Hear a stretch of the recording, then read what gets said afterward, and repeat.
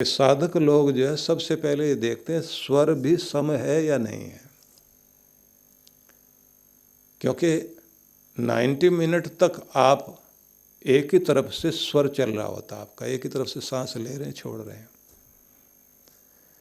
कभी कभी ऐसा होता है कि आप अपने स्वर को सम करने के लिए, क्योंकि जिधर का आपने चलाना है तो उससे उल्टी साइड में करवट लेकर के लेटना होता है, या फिर जो है कुछ विधियां हैं जिनके आधार पर व्यक्ति अपने स्वर को सम कर लेता। प्राणायाम से भी करते हैं, लोम अनुलोम से भी करते हैं, और एक छोटी सी पोटली बना करके किसी एक कपड़े की, जो मलमल का या कोई सूती होता है, उसमें हल्की सी रुई रखकर एक तरफ उसको लगा लेते हैं धागा बांध के, और दूसरी साइड से सांस लेते रहते हैं, तो वो थोड़ी देर के बाद सम हो जाता है।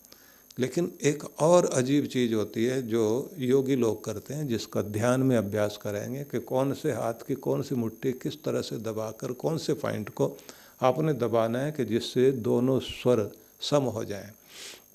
लेकिन इससे भी पहले एक बात ध्यान रखने की होती है कि आपका अभी आधे घंटे पहले कोई स्वर शुरू हुआ है और अभी उसको कम से कम और समय लगना है कि आप उस जगह तक पहुंच सकें। 1 घंटा तो कम से कम लगेगा ही, और आप उसको अभी सम करने में लगे हुए हैं, तो ऐसी स्थिति में सम होने में टाइम लग जाता है। लेकिन माना जाता है कि ईड़ा और पिंगला दोनों नाड़ियों की जागृति के साथ तीसरी नाड़ी जागृत होना जरूरी है, सुषुम्ना नाड़ी।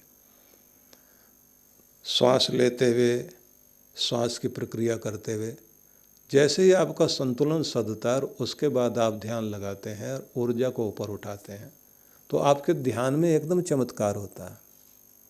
और वो चमत्कार किस तरह का होता है, कभी कभी किसी किसी व्यक्ति को अपने किसी काम को करते हुए जब वो बहुत आनंद लेता है तो क्रिएटिव आइडियाज आने शुरू होते हैं।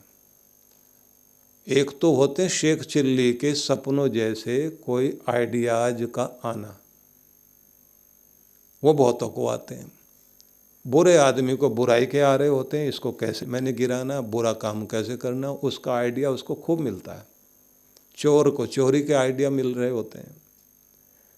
भले आदमी को भलाई करने का आइडिया सूझता है, लेकिन उसी के साथ में कोई क्रिएटिव आइडिया आना, रचनात्मक कोई भाव, कोई विचार आए किसी कार्य को करने के लिए, तो वो उस समय आता है जब आप किसी काम को करते करते उसका आनंद लेने लग जाते हैं।